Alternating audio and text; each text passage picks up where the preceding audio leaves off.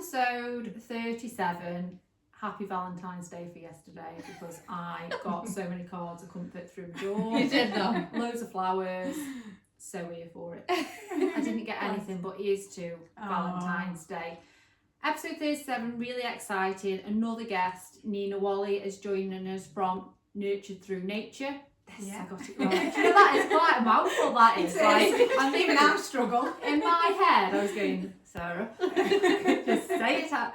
So yeah, welcome to the 4 o'clock club. And we've changed positions because we had a bit of feedback that somebody said if he came onto the podcast it'd be quite intimidating. So Zara's in the middle today. Being intimidated. Very intimidating. I'm dead small as well. I feel like I'm all snubbed in. And it's the start of half term. Who's excited?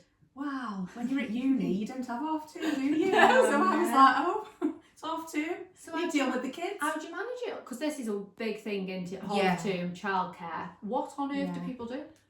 I'm very lucky, really, that my dad and my husband's mum and dad are brilliant. Incredible. Good support. And then I'm only at uni 2 days, so I've got them as well. So it'd be nice. Oh, that's good. Yeah. I'm excited for some no school run. Oh, I know. The lions. The lions. And because they're that bit bigger now, they're a bit like, they will just lie in or they'll just potter around. But I do miss them being younger. My ovaries do go a bit giddy sometimes. Theo should be with me, but he's going, Dino's taking him away on holiday. Absolutely. So it's just, I know, it's supposed to be my week, but he's like, oh, we're going away. So absolutely. I said, ask Theo last night, get me in that suitcase. I know. He's like, I know. So, welcome to the sofa. I like to begin things with, where did it all begin for you? Like, what brought you to where you are, I suppose? And I think, let's go. Yeah, gosh. You know what? I don't actually know what has brought me here, but I believe that all through my life, it's been like bits of a jigsaw puzzle, and it's finally all come together.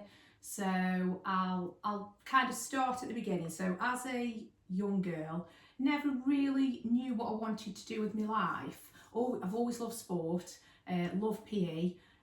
So I thought I'll be a teacher, I'll be a PE teacher. And I thought if I do anything it'd be that. But then as I got older and went through school and stuff, and I just thought, I don't want to be a teacher because I want to work with children who want to work with me. At school. There's lots of children there who don't want to be there. Absolutely. So I thought that's not for me. So I had lots of jobs working with children throughout the years, but it ended up being in a capacity where I'm supporting them. So I worked for some voluntary organisations, worked for local authority. I ended up working in schools. I've ran an alternative so you've got loads of experience. Loads. And always with the vulnerable young people. Like they are the ones who they get me. Yeah, absolutely. Give me them absolutely every day. Adore them. So I ended up working with children, but in a capacity that absolutely suited me that I didn't realise. So the last role that I did, which was now about 7-8 years ago, was a really tough role where I supported children who were very vulnerable and lived in some of the most horrendous situations. Really, won't go too much into through confidentiality through trauma. And I think there's a lot to talk about kids who've experienced trauma and how we can then become adults who have no idea what to do. And I think with the important job that we do, because I work, is actually trying to change that cycle. And actually, they've been the stories that you hear, like you wouldn't wish that upon anybody. No. So I think, you know what, like hats off to you. I mean, I love it. It's my niche. And I loved it, but I felt really frustrated because there was lots of rules in place that, and rightly so, a lot of them do need to be followed. But some of those rules meant that I was very worried about the children, and I couldn't sleep at night. Once I had my own children as well, it changed me. I mean, it used to break my heart anyway before I got children, and then when I had my own, and I've got loads of empathy, which I think is lovely, but sometimes it's just like, for me, it's too much. You'd have a house full if you could. I would, literally. Could be them. Right now. Well, this fits into like my story and my plan. So not having a house full though. Oh gosh, what was I saying? so I did that job, and I needed to get out. It was too much. So we were in a position, we were quite lucky that I was able to not go back to, I went back to work for a little bit after having my second child. But then obviously juggling 2 children, I've always wanted to be a really present mum, be able to do the school run, go into all the assemblies, you know, be there as much as I could. So I stopped working and I thought, 35, retired. I always used to joke about I quite like that. Oh, I absolutely hated it. Oh, really? Yeah, hated it. It was, I loved it at first. It was brilliant. Yeah. You manage to fill your time, don't you? Yeah, and obviously when you've got little ones, it's, You're you know, so it's hard. consumed, aren't you? Yeah. And then lockdown happened. We did have another business in the meantime. We took on a pub. I won't even go into that. Yeah. So you know, did that for a little bit. So I wasn't like retired. I joke about retiring. We went and took the pub on and stuff. But it certainly wasn't my passion, and it certainly wasn't my purpose. So, and then lockdown happened. And then after that, we moved to where we are now in Malcop. Absolutely love it. It's like the best thing we've done, living that, Like living in the countryside. Yeah. It's nice and It's peaceful. slow isn't it? vibe. Yeah. I mean, for a slow vibe. Really love. We've got the most amazing view outside the living room. Like we can see the Welsh mountains. Really? And, yeah, within Maybe we should have 5-10 a minutes. podcast at your house. I know. Yeah. That sounds quite ideal. Respite. Yeah. So absolutely love where I live, where we live. But then I was just a bit, I suppose because it was lockdown as well, I was just felt really lonely and isolated. I lost my purpose in life. I was Nina. And your purpose, honestly, let's talk about that. I think everybody needs a purpose. Yeah. When we lose that, it's like losing your identity a little bit. Yeah. Actually, what is my purpose? And I think I remember leaving Aaron, and I remember I absolutely had no, obviously I was a mum. Yeah. And it's okay to be that is my purpose, but it's also okay to have a purpose as Sarah Luby, beyond being a mum. Yeah. And I think once we lose that purpose, we lose so much. Yeah. You start to lose like you, don't you? Yeah. Absolutely. And I think that's what had happened. And I also thought, like, I've got so many skills, I've done so much stuff over the years, and like it's a waste really. Yeah. I need to be out there doing something. But then I totally lost all of my confidence. So I ended up, I just didn't really know what to do with life. I hate job interviews anyway, so the thought of going for a job interview was just like, absolutely not. I'd rather stay with no purpose, thank you. No, thank you. Yeah. So I've got a friend and she's got like a PE consulting business. So I was like, can I just come? Like honestly, at the time when I look back, I was just so like low and sad and lonely, and you wouldn't believe it because I've got the biggest family. I've got so many friends, I've got so many amazing people in my life. I've obviously got my children, I've got my husband, like I've got you know, my immediate family. I've got so many people, but you can still have all those people and still feel really lonely. Absolutely. So when you're spending a lot of time at home, and also a lot of it was to do with the whole lockdown thing as well. Yes, I've been so disconnected to everybody and life and all the things that I love doing. So yeah, I just thought I'm not worthy of a job. I think I thought, but I can go and volunteer because someone will have me for free. Yeah, so how we start thinking negatively about ourselves and that we're not worthy of this, and it can take you to a really dark place sometimes. Isn't it? Yeah. I'm not worthy of anything because I feel this way about ourselves. And you know, I met up with somebody yesterday and they were on about I feel lost. And the words that I said to her were, embrace it. Yeah. Sit with it. Because sometimes when we're lost, we're about to find who we're meant to be, or a newer version of ourselves. Yeah. And I think, but it's hard, and it's hard when you get to that point of really like, hard.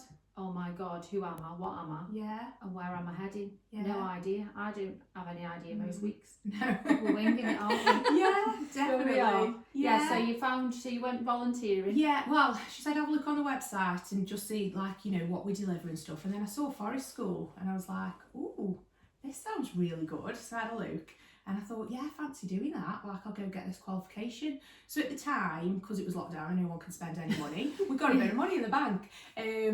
So I said to my husband, like, I want to do this course. I think it was about £850 or something. And he was like, yeah, and he was dead supportive. He was sounds like, dead incredible. yeah, he is. We're Team Wally. Absolutely. Green flag. Green flag. This is the new second green flag. Second green flag.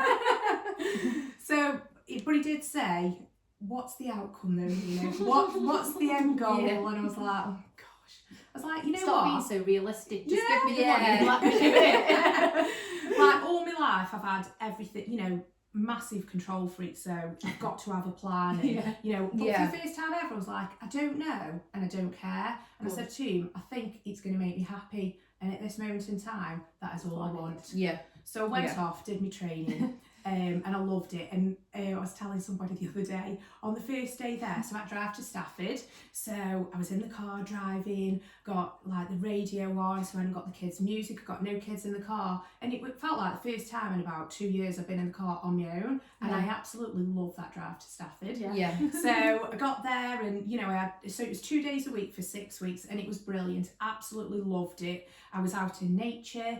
I was like remembering little Nina, who used to be outside all the time and playing. So it was. I got to play, and I realised I'd missed playing. I really needed to play. I got to speak to other adults. It was just lovely.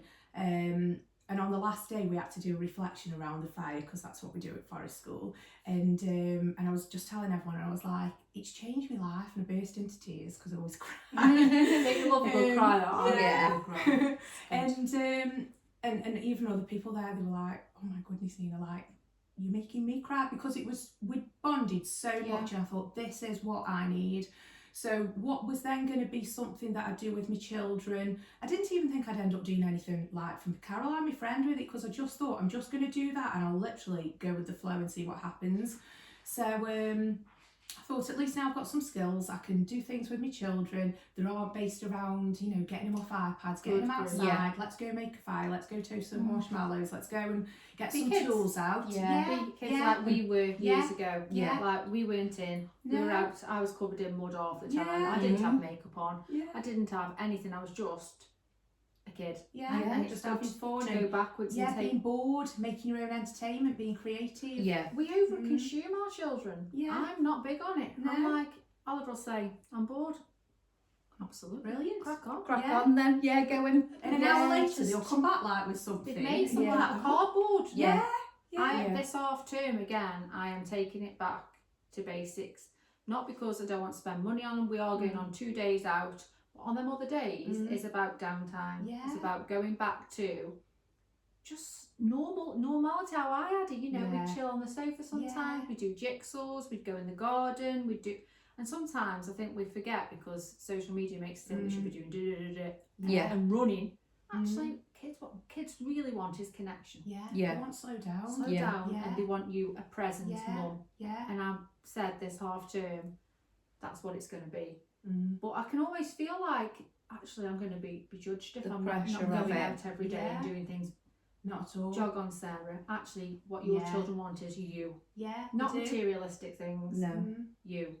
So it's so true. And I think when the weather's like this, it helps, because if it's a bit miserable, you want to stay in, don't you, watch a film and get the blanket out and things like that. So you've just got to embrace it. So you started it with your kids, doing all that with your kids. Started that, and then their friends had come round, cause like I just love having like loads. It was like this growing. I'll talk about mum in a bit, but it was like this growing up when we were young. Like, always had a house full of children and stuff. So I love it when the boys have got their friends around, and then I'd show them and they'd love it. And then I thought, well, maybe I could like start charging for this. Absolutely. So started doing that. Just did it with friends and their children, and then they were like, "This is really good. Can I bring my other friend like this? Can I bring them and their kids?"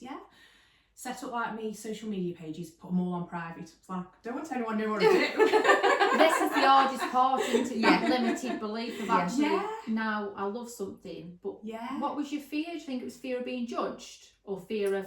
I don't know. Isn't it weird? Definitely like being judged. It's still that like, am I worthy? Am I good enough? There's loads of people out there who do Forest School, like, who are experts and all that sort of stuff. So I think it was everything really.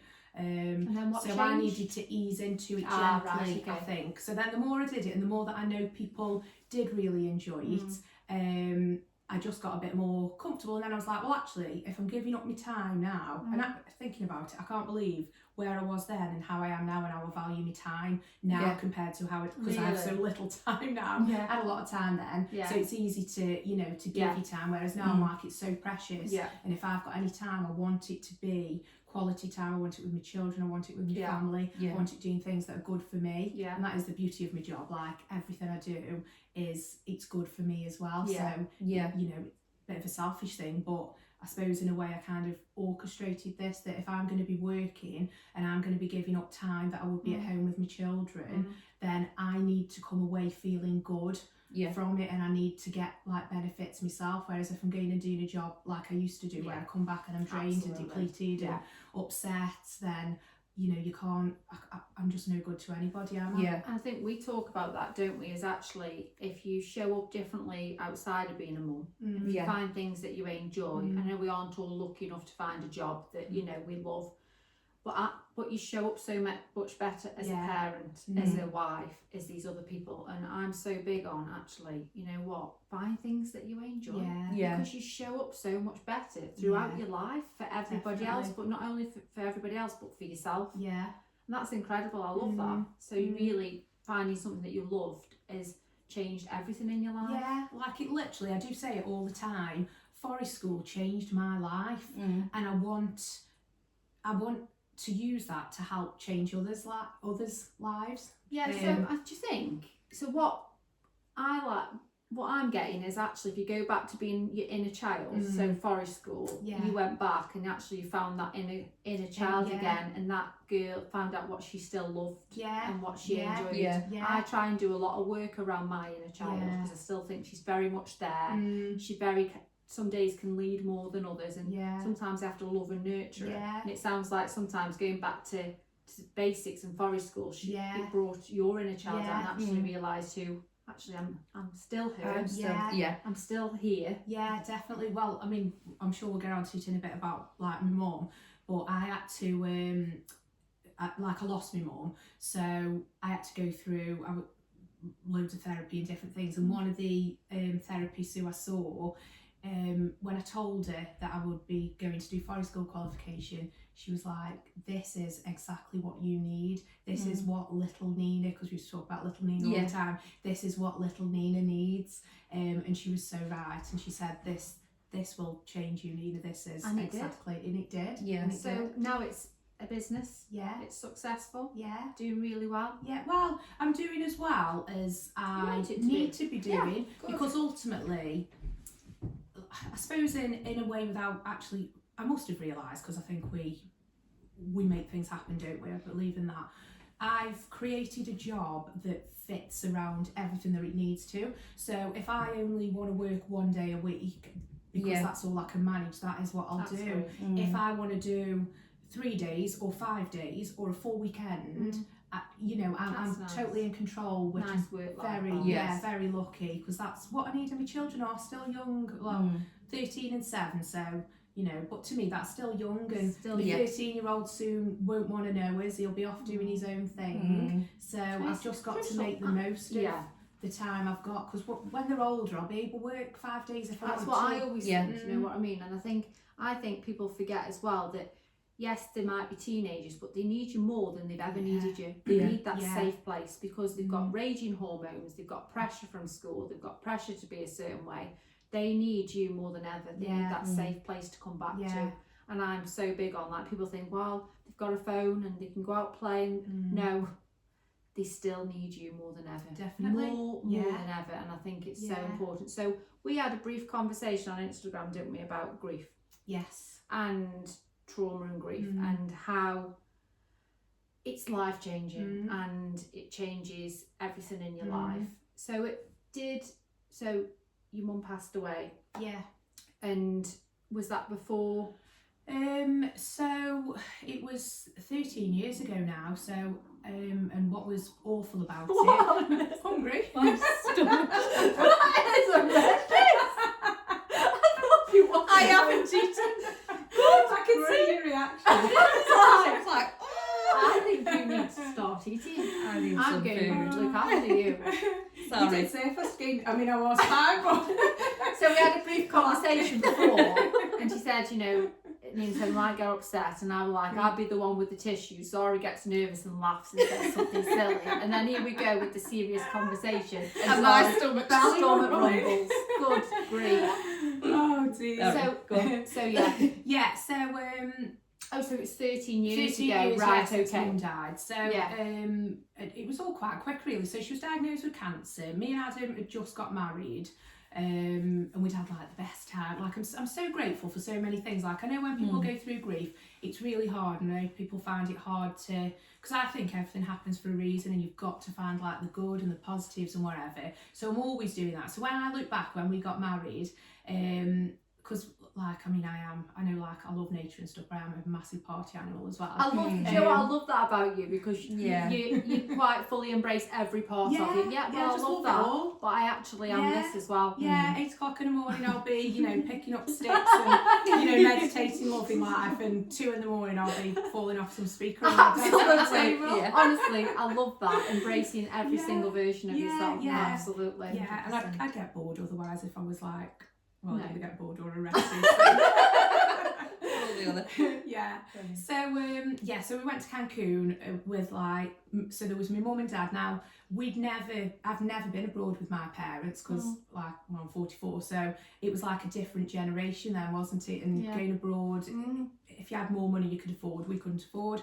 And my mum and dad separated as well, so they'd not been together for a long time. So it was so lovely to have my mum and my dad there. My sister was there, my brother couldn't be there and his wife because they were having a baby. My husband's family were there. We got some friends. There was about 20 of us who went, and we just had like the best time, and it was so lovely because that was like the last time that we had like loads of fun. And actually Mum came clubbing with us. Really? Got Coco Bongos. Really? That's amazing. Yeah. So like we had such an amazing time. It was brilliant. But she wasn't very well, but we didn't know what was wrong. And then when we got back, she had tests, and in the end she got cancer, and I was just absolutely devastated because me and my mum were like just so close. And then we thought she was going to get better, but she didn't. And that's okay. Yeah, and do you know what? I always say that losing a parent, and especially your mum, the one person that, you know, is everything to you, changes life. And almost how do you navigate after that? How do you pick them pieces up? How do you navigate life beyond the situation? And I still don't know how people do it. So do you know what? You've done incredible. Really incredible. Because you know what? Some people, and again it's about mindset, isn't it? That you chose actually. I'm going to use this as something. Whereas some people, and each to their own, can't do that. I haven't got that capacity to. So was it quite sudden then? Well, what made it even more sad was that I was pregnant. Oh, really? First child, and we were all so excited, but then we found out my mum's cancer was terminal. She got 3 months to live. I was due off my baby at 3 months. Oh, really? So it was kind of quite a happy. I was just thinking, please, like, I want to be there with my mum. Like, please don't let me be in labour or whatever, you know, as it's happening. But my mum, she just knew she wouldn't be there. Oh, really? Did she? She knew she'd be gone. Gosh. No, that's okay. Grief. And do you know what's so important? I think this is an important message is cry. Grief. In grief, in anything that we go through, it's still so raw. 13 years is a long time, but actually in some ways it's like yesterday. And I don't think you ever will ever. And like I've said, like I'm fine with crying. We love it, honestly. And do you know what? I always say the 4 o'clock club is about real life. You know, to lose your mum, you know, at 21.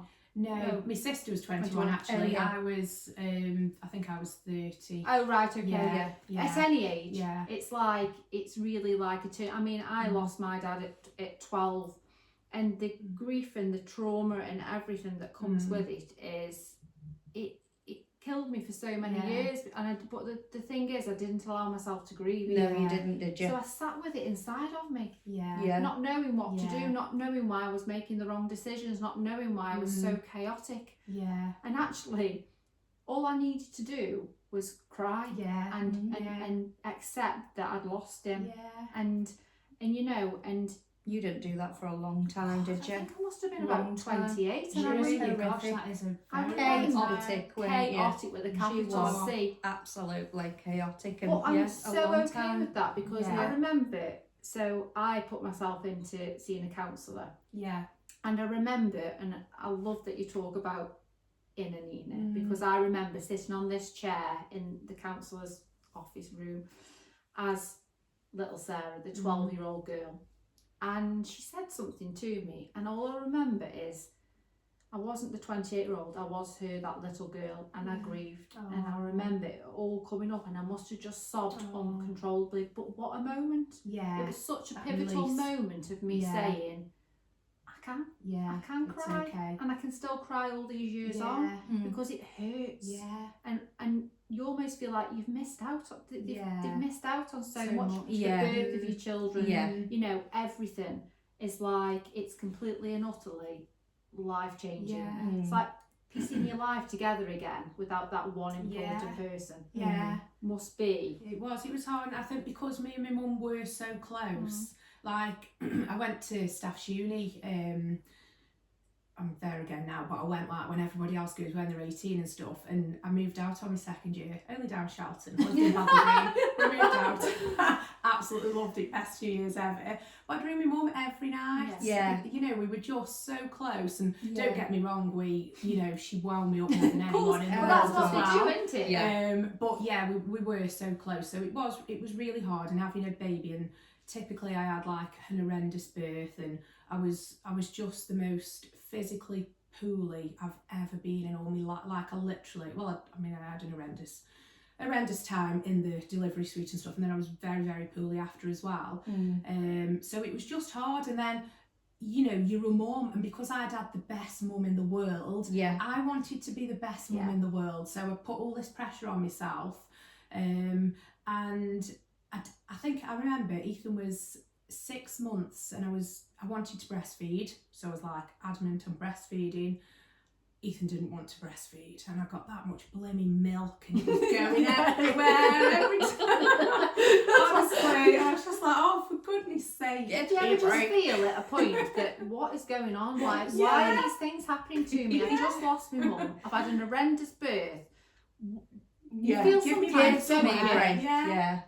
Enough's enough. Because it does, and it's a horrible place to be when you feel like you're hitting your head against a brick wall. Everything you're trying to do, life's throwing something at you, and that's horrible, isn't it? It was really hard. You didn't breastfeed? Well, no, Nina being Nina, couldn't breastfeed, so I expressed every 3 hours. Oh God! Like up in the night. So I remember one night getting up, and I literally, my body was just absolutely broken. I felt like I'd been hit by a train. But I was like, I need to get this breast pump on. We put so much pressure on mums, don't we? I ended up with our freezer full of milk, my nano's freezer full of milk, my dad's freezer. When I said to my dad, "Can I store my breast milk in your freezer?"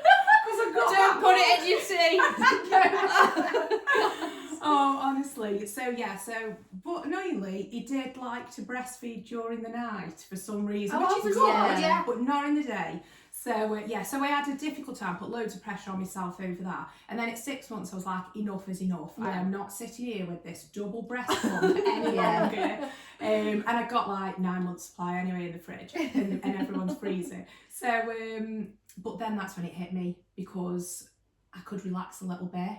And that's when the grief hit, and I went really, really low. It wasn't good, and I'm so glad I had Ethan, because as much as everyone else in my life's amazing, and you know, he's my saviour. And do you think, again, you come back to everything's meant? I think maybe without him, where would you be? Wow. Yeah. But then again, that comes because you still had a choice at that point. You had Ethan. You still chose different, because some people still can't get through that. And I think, do you know what? It just shows what an incredible woman you are, because you know what, to continue trying to breastfeed, you're trying to grieve, but what an inspiration your mum is, because you've had the best mum and you want to be just the same as her, and that's incredible. But then all of a sudden, when we experience grief and trauma, some people's response is to go as fast as they can and not stop. So when you had Ethan, you perhaps thought, well, I haven't got to think about it, and then at some point you crash, and we hit an almighty bottom, and it's a horrible place to be.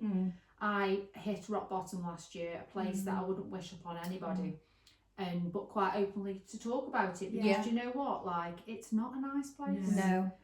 And having to dig yourself out of that place, and to pick yourself up takes a lot of strength. You know, and to have a baby at the same time, it's like, must have been really tough. So what was it that you thought, right, how do I get out of this? Well, I started accessing different sorts of therapy. So I went, obviously when you've got a baby as well, you haven't really got the time to go and sit with someone, have you? No. So I think the first support I accessed was the Dove service, and they were brilliant. So that was for grief therapy. But then I turned up, and when I told him, like, I had the most lovely counsellor. He was a man who used to be a builder and stuff. Would not have expected him to then be a counsellor. And, you know, you fill in all the forms and everything that you do. And he was like, before we even start dealing with your grief, we need to deal with your anxiety, because you're scoring at the top, and I'm really concerned about you. He'd had it happen with him, that like he had a heart attack or something, because he was just so stressed and mired. And he was like, we need to deal with that first. And I was like, I'm anxious. And so we had to deal with all that, and so that helped me. I went and saw a psychotherapist and art therapist. She was amazing. Really? So that's the one who, like, the inner child work, when she said, you know, forest school is absolutely going to do you like the world of good. Gosh, I feel like I saw that many different counsellors and therapists and things like that. But ultimately, it was then the whole forest school, which, to be fair, is, you know, a very long time after, isn't it? Because this was 13 years ago. Things like running and sport and making time for me. So I got into running. One thing I always wanted to do but never thought I could was like run a distance. So I used to be dead good at sprinting and anything short, but anything more than that, and I couldn't do it. So when my mum died, I said, right, I'm going to do a half marathon. You didn't do Potters half, Oh, I did did. Oh, no, it's about I'd only ever done 3 miles previously. No, not on race day. Just turn up. I've only ran a mile and just do 12 and a half. Although I know loads of men who do that and finish before me. I'm like, oh, I've been training 12 months. So I decided to train for a half marathon and stuff, and that was really good. And again, introduced me to new people and things like that. Love running. Also, when you've had a baby, you've got loads of oxygenated blood. So I was like, loads better than I used to be. And I'm like, it's because of all this oxygenated blood. So I did Potters off, and I felt so proud, because I just thought, if I can't do it for my mum's memory, so I decided to raise some money to help like the Dougie Mac and, you know, any sort of services who'd supported my mum. And I did that, and it was, I suppose it was from there that I started to believe I can do anything that I put my mind to. And actually, when you're running, you've got all that time to think, and sometimes that's uncomfortable. And it's those times when you're telling yourself, I can't do any more, I can't go any further, I'm tired, my legs hurt, you know, blah blah blah, everything. But you push through and you do it, and then the feelings when you're finished are amazing. And then it reminds you that actually I can do it, and all of that, all those positive messages. So running helped me massively, and that also helped with my confidence, because I ended up being a running leader for Stoke Fit. I used to run with them.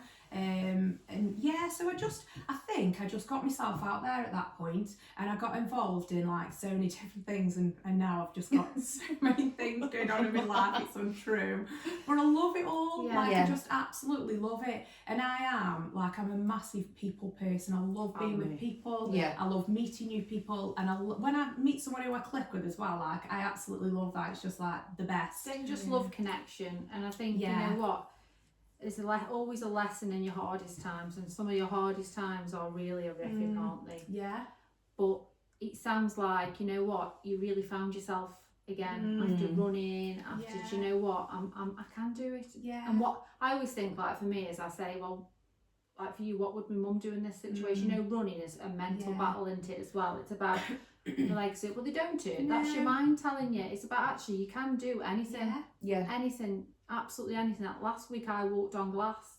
And walked on fire. Women's retreat. Crazy, isn't it? Absolutely. I felt like Beyonce after that. I feel like Beyonce today after walking on that fire. Amazing. Because our limited, honestly, the only thing that's holding me back, I don't know about anybody else, is my limited beliefs. Yeah. There's no reason. You know how people are so successful. There's no difference between me and them. I could be them, but I'm choosing to not be that because, well, fear of being judged. Fear of, what are people going to think? So I've said no, thank you. No, thank you. You have to have a word. I have to keep having a word. It's about your mindset, isn't it? It's about choosing 100%. different. If you'd said to me, you'll walk on glass in 2025, I would have just looked at you and gone, no, thank you. I don't think so. But he when I went on to that retreat last week, he did something really incredible. And what he did, and we should do this, not now because it takes ages, is he said, write 10 things down about the person you admire the most. So I admire the most is such and such. Then write no, I forgot to tell Zara, don't put yourself. Don't put yourself, and then you put the 10 things down. And then what happens is you read it out, and then you'll say, now change it to I admire the most is myself. And then you say I am. And you struggle. And it's so much easier because you're not, you struggle to do that because when you don't believe that you are them things. And it was quite powerful because I was like, well, I am all them things, but why can't I say that I am them things? See, I think I'm a bit more healed because I put myself, and I top was of very list. much like, well, it's me. I am this, I am this, I am this. I do struggle to say that, but I think I've taught myself that you've got to say those things to yourself. And he said it's about what you see in other people is what you are. All them positive things that you see, and because I see the positives even in people who treat me bad. I always meet people who, with compassion, or actually what's going on for them. And any good you see in people, he says that's what's in you. And I keep thinking that. Do you know what? Like it's so true, isn't it? That we are what we put out there. Definitely. So running. So you found your feet again.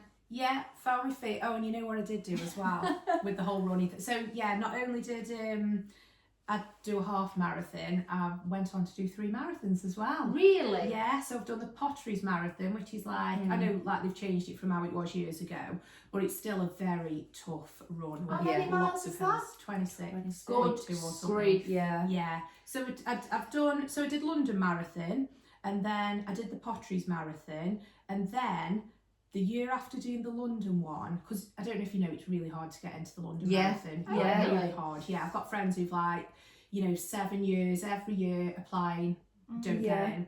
So I got my first place through the running club, because if you've got so many members, you get a certain amount of places. So I got that, felt I was a bit like, oh my goodness, I've now got trained for a marathon, which takes over your life. On a Sunday, and you've got to go for a 4 or 5 hour run, and then all you want to do is go and have a lie down, but you've got kids or everything else, get ready for Monday back at work.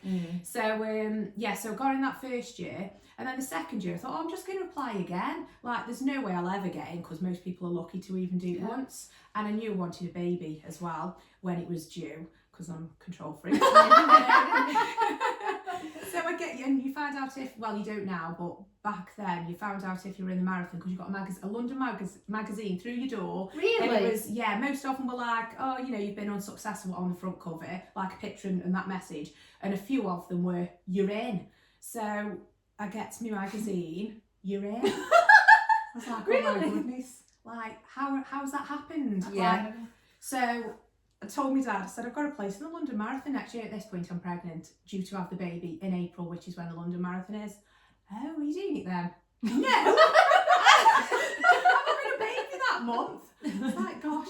So you can defer. So it's either defer or lose your place. So I couldn't say like, oh, I'll give it to my friend, they can do it. So I thought, I'll defer. And then I was like, training for a marathon with a newborn and a 5-year-old. Here we go. I did it. Did you? Yeah, I did it. And you know what? It was. I needed that, because after having my second child, obviously life's very busy, isn't it? And sometimes the only time in that week that I had to myself was that run. So 45 minutes, because I didn't mind asking if someone had look after Finley so that I could go for a run, but I would never say, can you come and look after him just so I can go and have a sleep, or so I can go and make a meal, or whatever. Do that, but we say for a run, and that's something I'm still have to work on now. Like, you know, it doesn't matter what the reason is. If I need that bit of help, and I want that bit of time, that's okay. I think we get scared of being, well, for me sometimes it's people are going to judge me if I just need that time, or if I just need that support. And then I say to myself, you're human. You're one person. You are not Superwoman. It's like Zara working 5 days a week, 9 till 5. God, I don't know how you're still sitting. No, I don't know. And parenting. And everything else, she is Superwoman, because like I could not do it. Juggle, isn't it? And it is, and it's that mum guilt, isn't it? All the time. Mum guilt is horrific. Massive. So I think because I knew I was doing it, like every time I've done a race like that, I've always attach some fundraising to it, because I think, well, if I'm going to put myself through it, I need to make as much money as I can for a charity. So I felt like that was how I justified it to myself. Like, I'm doing it because I'm helping others as well. It's not just for me. Like, never forget it's just for me. And why can't you just like now I am a lot better. Oh now. Yeah. But at the time, so actually training for that marathon, although I had a C-section, so I couldn't, and then I had loads of infections in it. And you're not really had a good time. No, not at all. Another child who breastfed, but that was far more successful. It was brilliant. It was like a doddle breastfeeding Finley. But it was the feeds as well around, right, I've got feeding, I've got to go for a run, I've got to make sure my boobs aren't full, and all that sort of stuff. So, but I did it. It meant I could only train for 6 months rather than the 12 months that I wanted to. And it was horrific. Like the run was horrific. It was the hottest day of the year, or one of them. Somebody died. It was really tragic. They ran out of water. So at 13 miles halfway round, we get a message: there's no more water. So I'm just I'm running like this with my hands up, because I look like the Hulk, because all my fingers, everything's like swollen. Yeah, because I was so hot. No. So I'm running like this. There's no water. Me scars killing me. So I ended up running like this, walking the second half, like 13 miles. It was the longest 13 miles ever. Oh, wow. And it was such a slow. But you completed it. But I did it. And what an incredible and I just thought, achievement. and that will always be. And the breastfeeding, because that was blooming hard work. But breastfeeding and doing that marathon will always be my biggest achievements in life, because they were blooming hard. But I love it because, again, I can do anything I set my mind to. I didn't think I could run 26 miles. And it just shows, doesn't it? And I think it sounds like your journey has been hard, but incredible. You made them right choices for yourself and your family. To just keep going, and like you say, you've changed your mindset to suit. Absolutely. And do you feel like it's all coming together? Yeah, do you feel like sometimes it feels like you're going through this, oh my God, what's next? What's next? But actually, I always think sometimes in the hardest times and everything that we go through, it's almost building us to be where we're exactly meant to be.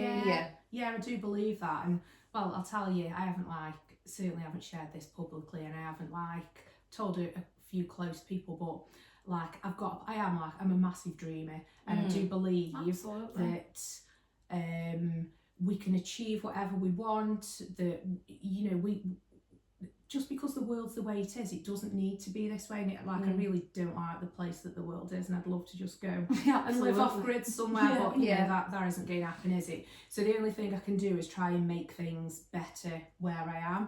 So, and this is where I feel like all the jigsaw pieces will come together. So I said that I never really knew what I wanted to do, but I'd forgotten, my mother-in-law reminded me of this, that my mum always said, because my mother-in-law and mum, they were close, and had loads of chats and stuff before she died. And mum she was reminding me not long ago, actually, Marg, saying, your mum said what a good mum you would be, and she said the only thing in life you've ever known you 100% want to be is a mum. And I have, which in some ways seems a bit not expected in me, because I have got these these goals, but ultimately I just wanted to be a mum. So my ultimate dream now is to I mean, I'm going to sound absolutely nuts to some people, but I don't Do you care. know what? We don't. No, thank you. And then, do you know what I think? If people think you're nuts, then crack on. Yeah, No, fine. thank you. You go do your thing. Yeah. I'll do mine. So I want to build isn't the right word because you don't build what I want, but I want a school, but I don't want a school in the way that we are used to. So it's not a school that's made of bricks. It's not a building. It's a place. It's a piece of woodland that is developed. There is a forest school, and then I also, because I haven't spoke about it, but from starting my forest school stuff, I then realised that just like little Nina, adults need forest school as much as children. Yeah. But if you tell adults, come do some forest school with me, absolutely not, Nina. Firstly, they don't know what it is, and then when they do, they go, no, I'm not doing that. But if you say, come with me, have 3 hours, and I'll teach you how to make fires, I'll teach you how to use a knife to whittle wood, and you'll make a toasting stick to toast your marshmallow on. I'll teach you how to make bread, I'll teach you how to make butter, and all that sort of stuff. Oh yeah, and they come and they have a brilliant time. You've done forest school. Yeah. So I started incorporating the work with children and doing it with adults. Then I'm very lucky that I just know got some amazing friends, like one of them being Lindsay from Ultra Breath, who does breath work, cold water therapy. So I was like, I'll go do my bit and you do yours. Let's bring it all together. Let's go and do some meditation, but we won't do it inside. We'll do it outside under the trees in nature. Look at the greens, look at the blues, get all those calming benefits. So if you go and sit under a tree for 10 minutes and don't do anything, it does things to your body that makes you feel better. Yeah.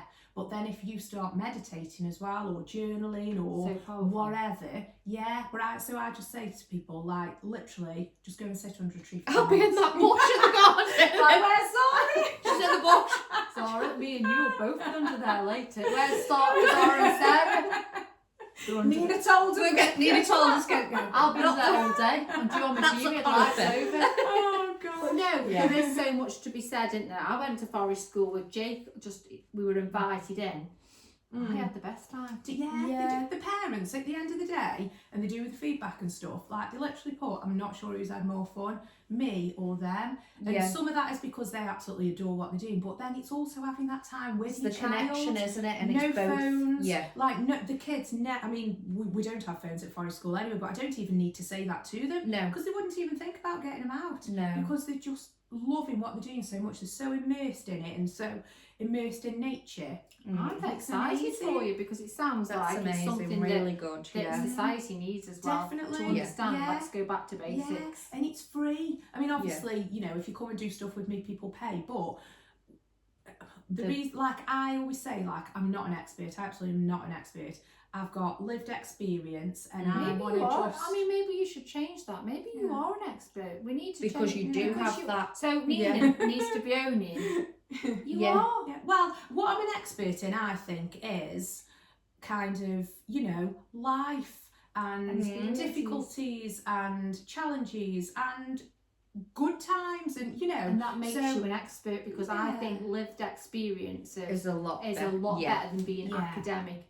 Qualified kind of thing. Do you know what? If you've picked yourself up off that floor and you've dealt with grief and you've dealt with hard times, no matter what it is, and you've come out the other side, you have a lot to offer. Yes. And I think that's why, like, I'm just so compassionate towards people and I've got so much time for people, but that's come from lived experience if you don't know what's going on for other people. So I think, you know what? My belly's rumbling now. I'll be next. Is that you are an expert in other ways what you wouldn't, so to speak, class as an expert. I think you're perhaps expert in the ways that you need to be an expert. Yeah, 100%. And I think that's what I try and like portray to people that when you come to me, I'm there to. And forest school is all about being a guide. It's not school, which is why I love it. And don't get me wrong, I love school. I'm a governor in 3 schools, so What else did you do? Like, what else have you got up your sleeve? Like, you've got like a long list of things that you do. It's like she keeps going. Oh gosh. And now I'm a governor. She was saying she's really queen or something. Honestly, I dread to think what's coming next. I'm climbing Kilimanjaro. With the kids. I hope you do the 3 peaks. Amazing. Kilimanjaro. Yeah. Oh gosh, what were we saying then? So it's not you're not you're Oh a guide. yeah. So you're a guide, and people come to me, and I'll show them how to do things, and I'll, you know, it's a bit like come and dip your toe in it, see if you like it, and if you do, either come back for more with me, or go, if it's something that's free, go and do it yourself. Go and do it with your children. Yeah. So it's just for me. I don't do what I do for the money. I absolutely don't, because I've done, and I still do. I'm involved in loads of voluntary stuff as well. I don't even go on about, because that's a whole new different podcast. Amazing.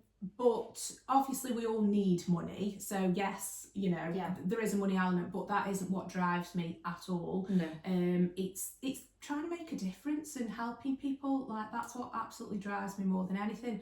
So going back, 'cause I keep being on tangents, going back to this big dream. So this school that I want, and it's a school that You can't, in a minute, if we're manifesting, you can't say I want. You've got to say I'm having. Okay, Yeah, I'm when having. I have. Yes, When I have. when I So have. in the manifesting world, if you say I want isn't a good energy. You've got to say I'm having it, or I've got it. So when I've got my school,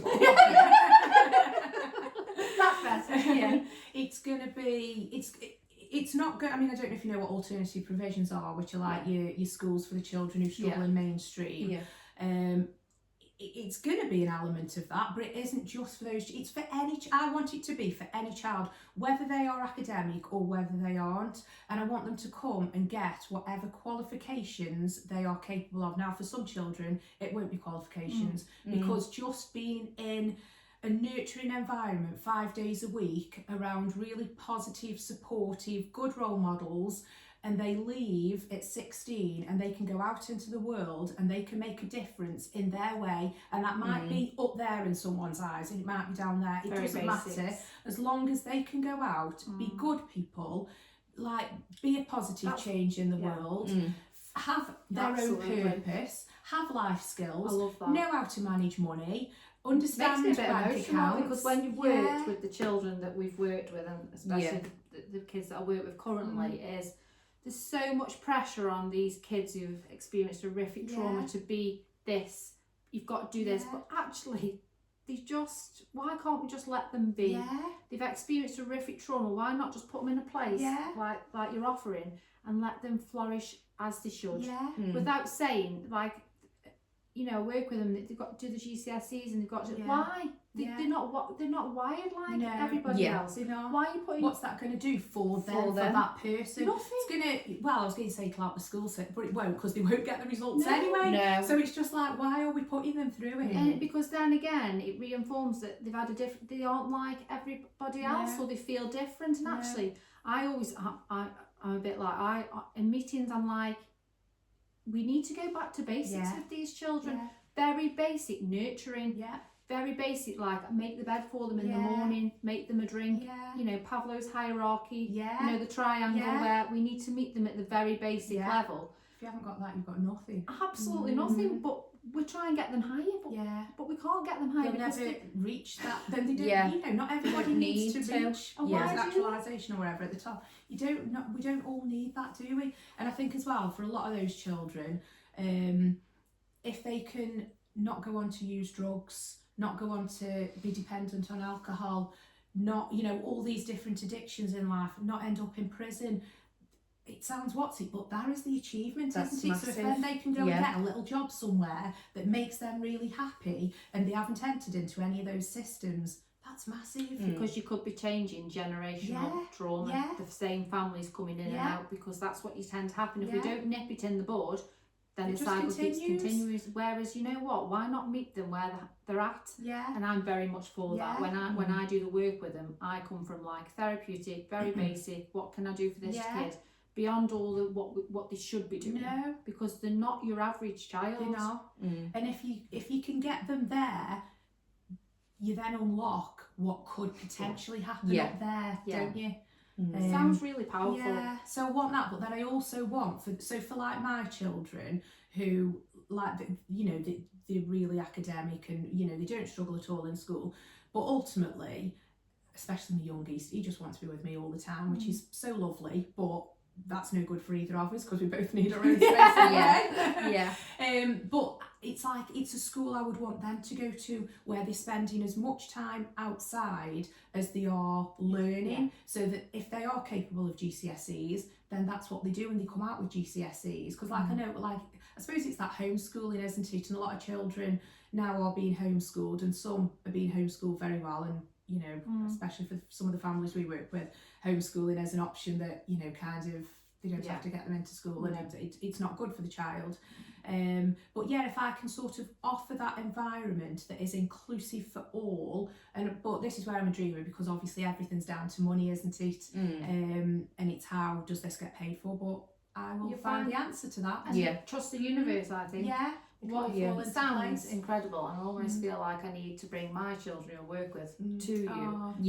Because it's like, it's so important, like that they just get that very basic nutrient, and outdoors is so it's just really powerful. Being outdoors builds resilience. You know, when it's cold, right, come on, then we're gonna have to make a fire, and then they're active and they're collecting wood and sticks and all that sort of stuff.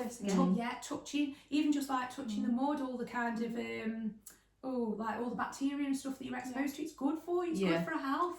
But so many times, no, don't get dirty. Honestly. And I think the thing is, again, is sometimes these kids need a purpose. Coming to a place like that gives them that sense of like, I'm needed. And a lot of them have been through things that have made them feel that I'm not needed and I'm not wanted. So if you put them in place, actually, you are needed, you wanted, and actually I need you to be a part of this. And actually doing the stuff as well, because I do bring forest school, there's another role I do as well, but I won't talk about that. You're making me exhausted.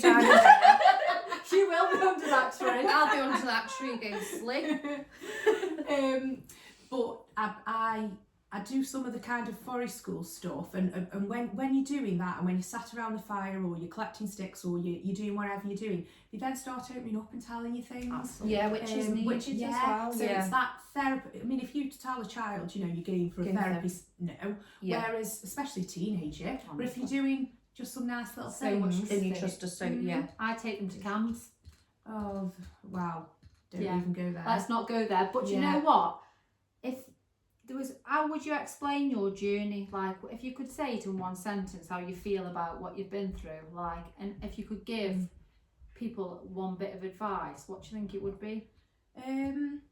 I think I feel so grateful, and I feel really grateful for the tough times, because you have to, like I said earlier. I wouldn't be the person I am today. I feel a bit like I wish my mum could see me now, but she can. 100%. And as hard as it is that she can't, and you feel that she can't, she lives on in you, and them things that she's instilled in you from when you were born, and she still lives on. Because the incredible mum that you are, that you had an incredible mum. Everything that you're doing, she's right with you. And I do believe that. I think I've had to believe that, because when you go through grief, I've had to sort of say, I had to believe that there was something, that he was still here, that he was still there, and energy, and all that energy, and but it's hard when they're not there, like physically. You know what? So it's really, really tough, and it's dead easy for people to say, well, they are real, and they can see it. It's tough. It's horrible. But you've been on this sofa for what, 1 hour? Oh gosh. But what? I know, but what an inspiration! Like, you know, to have picked yourself up off the floor, losing your mum, to helping so many children, and I'm sure you've massively helped so many children, and now you're helping them on a whole different level, and taking things back to forest school, which is very much how it used to be. It's how life used to be. So I think, honestly, you are incredible. Thank you. And thank you so much for coming on and sharing. We've never done a 1 hour episode. No. But we did say it could have been a lot longer. Could have been a lot longer. But so moving forward, that's your plan.